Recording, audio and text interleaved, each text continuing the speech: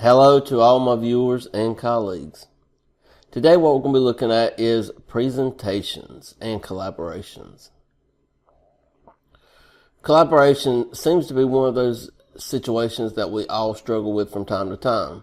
The best way to collaborate is in groups, but in groups you end up with one or two students doing all the work and everybody else is not participating or not paying attention.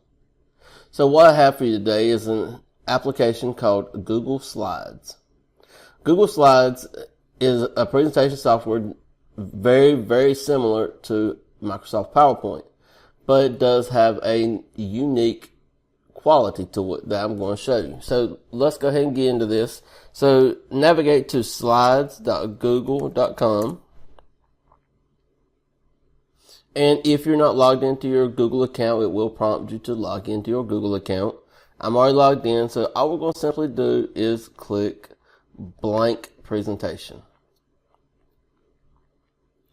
Now, with this, once they get in, what I always do is, after I've divided my students up into teams, I simply make sure to allot a team captain. That team captain is responsible for making sure that all the students have access to this slide deck.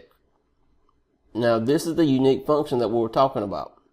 You click share, and of course, give it a presentation name. And now that team captain is responsible for making sure that he or she gets all the students' email addresses. So we start with mine, A. Jernigan. Now, after you put everybody's in, and you make sure that right here it's that everybody has access to can edit, and then you click send. Now, the wonderful part about this is that there's also an accountability feature to this. Not only do they have access to it, so whenever any student in that group edits it, they see the edits in real time.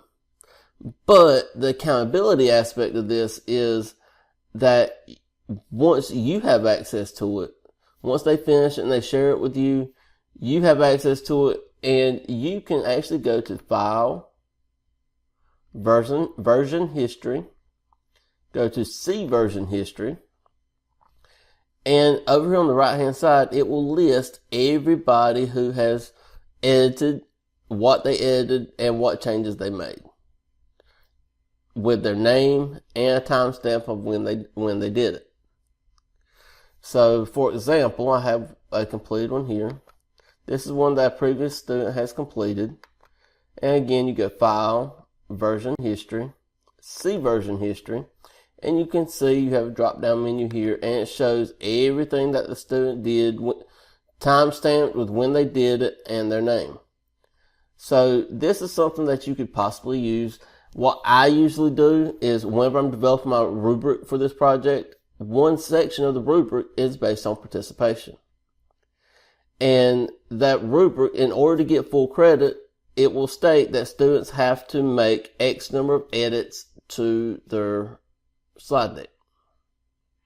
If they do not, then the points are adjusted to reflect their participation in the project. So not only does the group get a grade, but the student also gets a grade, and then usually I'll average the two or every what our classroom policy is at the time. Now, for me, this is very important because it adds the accountability section to our group projects. But what I've also seen is it changes the culture in my classroom. As I'm holding them more accountable for the group projects, it seems that accountability seems to transcend through other areas of the classroom, and the students take more ownership of their own learning through this level of accountability. So I wish you the best of luck in using this program. I hope you find it as useful as I have, and have fun.